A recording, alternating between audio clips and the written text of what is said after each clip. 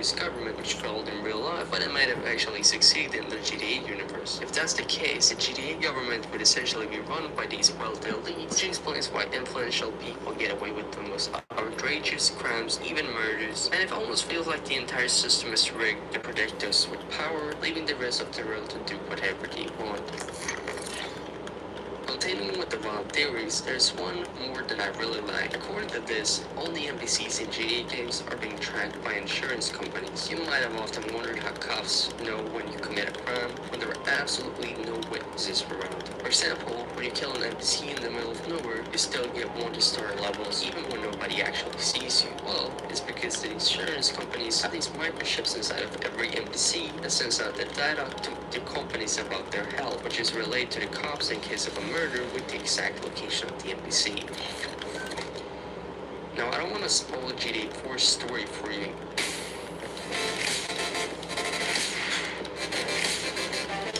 Oh my god. In case you haven't played the game yet, feel free to skip this.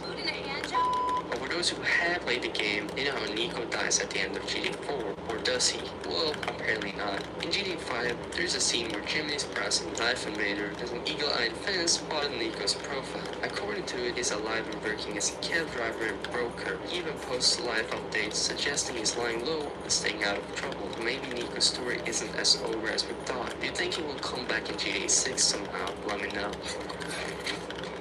Here is another wild theory that actually ties GTA 5 to Red Dead Redemption in the coolest way possible. You know how Franklin, Michael, and Trevor each have their own unique abilities. Franklin slows time while driving, Michael does it while shooting, and Trevor gets a crazy damage boost while becoming nearly invincible. Well, according to this theory, they inherited these superpowers from none other than John Marston, who's supposedly their ancestor. Not only that, but they also inherited pieces of his personality. Franklin reflects John's ambition, Trevor channels his rage, and Michael mirrors his desire for a normal family life. It's a really cool theory that fits in quite well. GTA Vice City isn't the only game where legal fronts hide shady activities. Remember the monkey business mission in GTA 5? The raid was supposed to be a perfume factory, but instead we find a creepy lab with caged monkeys and rats running loose. According to a fan theory, the experiments in this lab might have led to the birth of the mysterious Ratman, who first became a legend in GTA 4. This rumor can hide in the sewers of Los Santos. Have any of you ever seen him though? I personally haven't.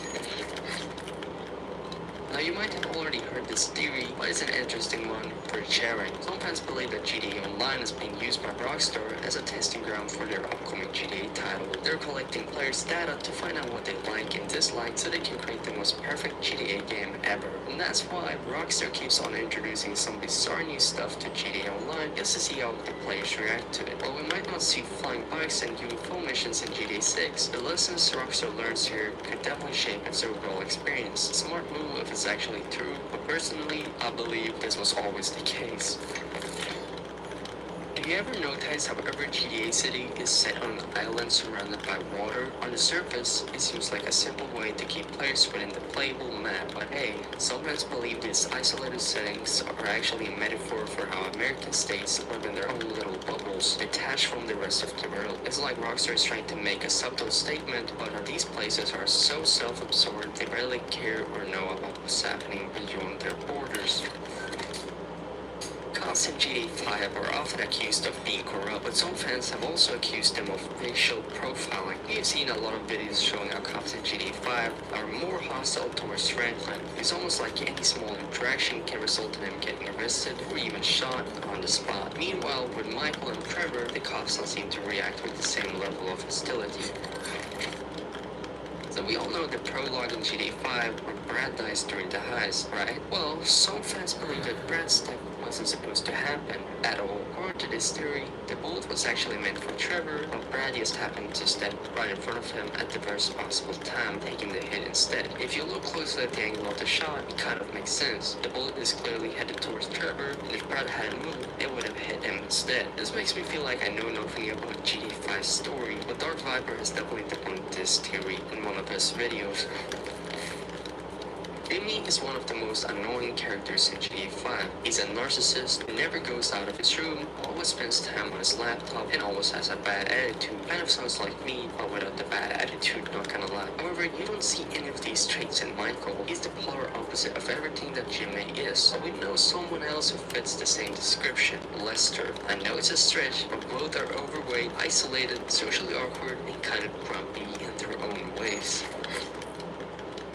Now this next theory is one that I totally agree with. I'm sure you've noticed how the NPCs in GTA Online have become a lot more aggressive and reckless. They seem to have a mind of their own, intentionally trying to sabotage your missions with reckless driving, insane accuracy, and they're shooting or even crashing into you from nowhere. Now some fans believe that it's because Rockstar wants to make the missions more challenging to stay in the game for longer, but this one guy on Reddit thinks that it's Rockstar's way of making NPCs get back at us, because that's exactly what we do to them.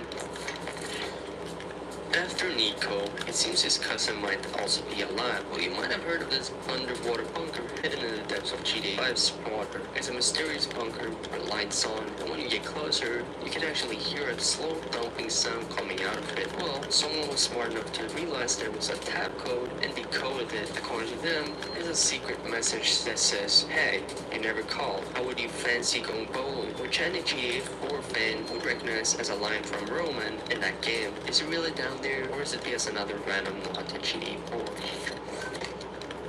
Here's another fun but absolutely absurd Michael theory, which suggests that the whole GTA 5 game never really happens and is all in Michael's head. The only two characters that truly exist are Michael and his therapist, and the whole story is just Michael's own making. This is some mind-bending Hollywood movie kind of plot twist, and according to this guy, Trevor is actually Michael's own psychosis personified. And Franklin is someone who he heard about and made up a whole backstory for. That's a wild theory, but wait till you hear what I got for you in the end. Rockstar has been pretty clear about the different GTA games set in different eras, with no connection between them. Sure, we have some Easter eggs, some nods here, and a few references here, but the characters don't really jump from one era of GTA to the next, except if you're a radio host, like my guy Laszlo Jones here. In that case, you can be in any GTA universe you want, and that makes you, what, a multi-dimensional radio host? Now, we've all had our gripes with the way cops in GTA use excessive force without any good reason. A small traffic infraction gets you 1 star, one shouldn't let cops shoot you, but they do. Well, there's a pretty good theory that tells us why that happens. From the cop's perspective, you're basically a monster, someone who has been killing innocent civilians, blowing up cars, and even killing half of their colleagues. Let the hostages go, and we'll talk like gentlemen. Time to face the music.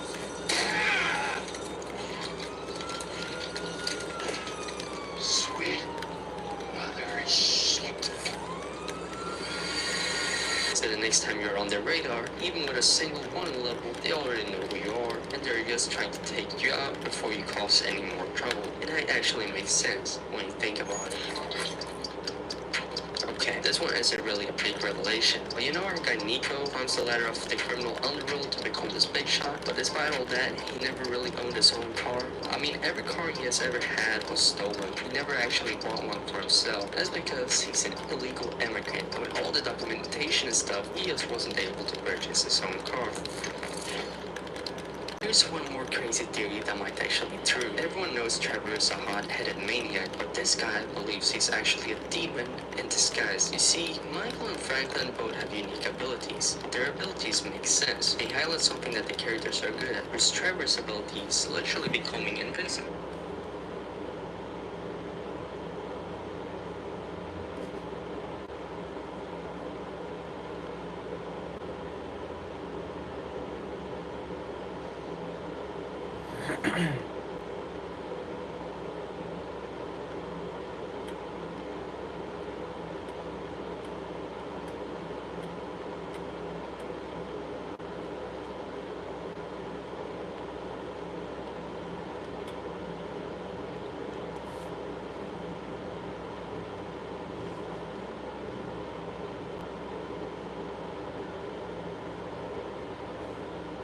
And dealing with over damage angles, that's this way.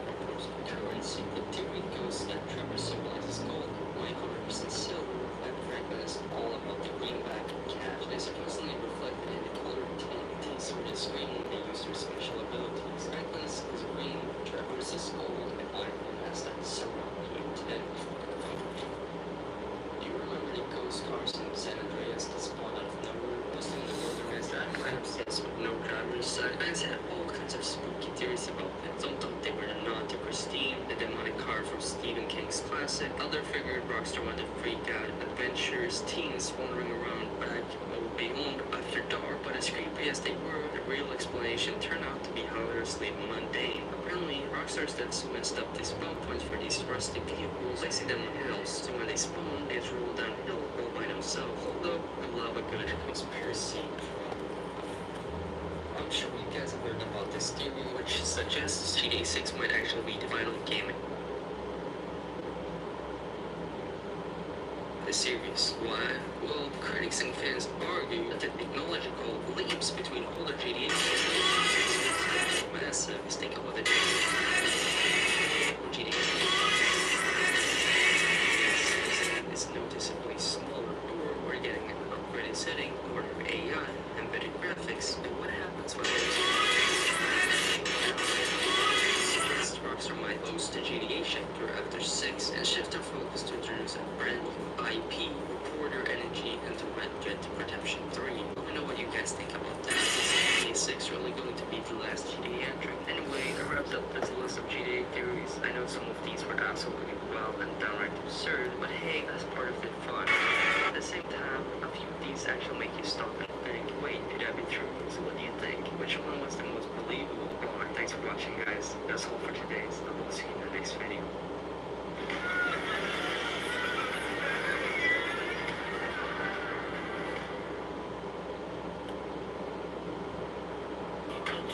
$0 Grubhub delivery fees with Prime. Eligible orders only. Terms and additional fees apply. This video is brought to you by my wonderful supporters on Patreon. By supporting the channel for less than $2 American a month, you can get early videos.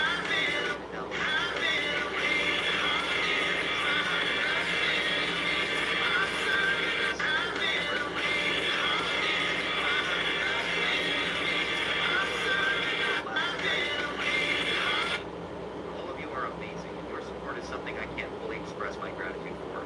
Thank you all so much.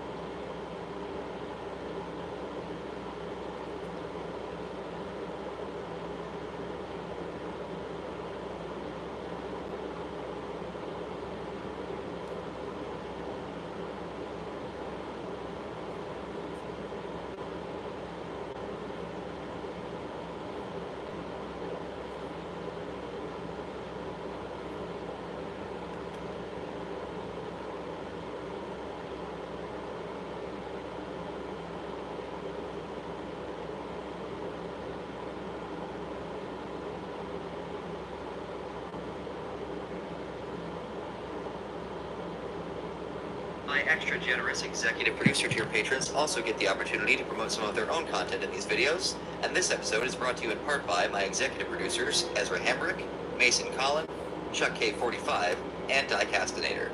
You can check out Ezra's YouTube channel, Scott Games 99, where they play games such as NHL and MLB, and story-based games like the Red Dead Redemption series, with plenty more story-based games to come. Mason Collins' podcast channel, We're About Everything, where they discuss, well, everything from zombie apocalypses to game remasters and more. Chuck K45's channel, who's working on setting up a channel all about buying farm equipment, fixing it up, and starting a new farm from scratch. And Diecastinator's channel, where they examine, review, and discuss all things diecast, from the history of the hobby to rare models and much more, with new videos basically every day, in addition to buying, selling, and trading the diecast cars. All links in the description down below. Thank you to all of my patrons, and please consider signing up if you enjoy my content. Every little bit helps people. Even if you can't support me financially though, support the show by showing my executive producers some love. And without further ado, enjoy today's video.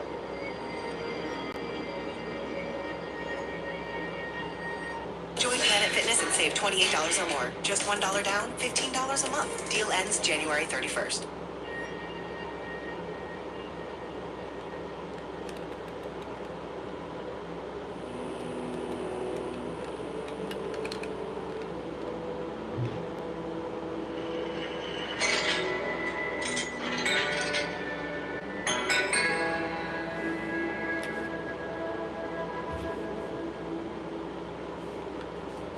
Howdy, and welcome to the Game Vault. If you're new to the series, the premise here is that it's part playthrough, part review, and part retrospective. So without further ado, we're going to jump into a game that is, as of today, assuming I actually managed to get the video out on time, a full decade old, and see how well the single player holds up after all these years, as well as sit in desperate anticipation of the next entry in the franchise. So we open up with a prologue which takes place 9 years before the events of the main game, and in the same year that GTA San Andreas released, in the GTA Universe version of North Dakota, presumably. North Yankton. We play as a man named Michael, who is robbing some cash depot with two other assailants, one of which is another protagonist who we can control, Trevor. We blow up the safe, grab the cash, and have to kill a security guard on our way out, but when we get outside there are a ton of cops standing in our way. We're given the choice to push down the road as either Michael or Trevor, which slightly changes the cutscene as you get into the truck, but once we're all in, all we gotta do is follow the road until we hit the roadblock, and then make a sharp turn to the right to barely avoid the truck.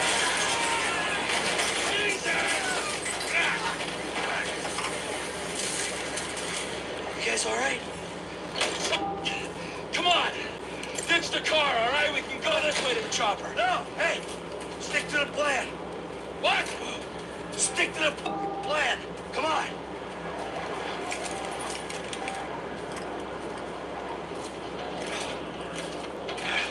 Where the f***'s the chopper? All right, Brad's gonna be fine. We gotta get this out of here. Oh, Jesus. T, you gotta get out of here. I'm gonna leave you, Mikey. Go. God, I'm not gonna be gonna bleed out. Go. We can hold out here as Trevor for as long as we want, but eventually the next cutscene triggers.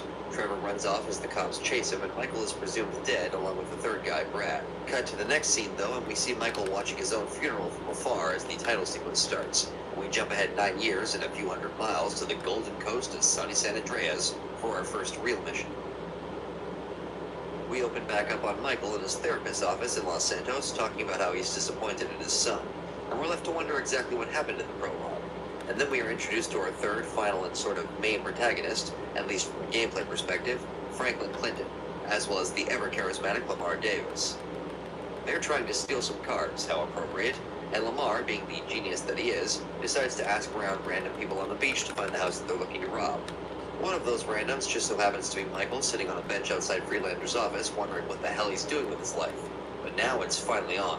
Our first mission is first and foremost a point-to-point race, but it's not quite that simple. Right out of the gate, we are going to start to see what I mentioned several times in my episode on GTA San Andreas. GTA 5's tendency to rely on heavily scripted events in situations that otherwise seem like they are completely open. Now, the reasons the game does this are fairly self-evident. Story progression, narrative flow, etc., etc., but it is still fairly annoying when it often feels like there could have been a happier compromise. However, that compromise would have almost certainly meant a less cinematic presentation, less Hollywood, and, well, given our setting, they may have ultimately made the right call. We'll see. This is a topic that will come up many, many times throughout the video. So we race Lamar from the beach house to Simeon's dealership, and it is technically possible to beat Lamar to the first cutscene, but only if you already know the exact path to take, since your goal here is to simply follow him. It's also worth noting that you can only beat him if you make heavy use of Franklin's special ability, so let's talk about that quickly. All three main characters have their own special ability.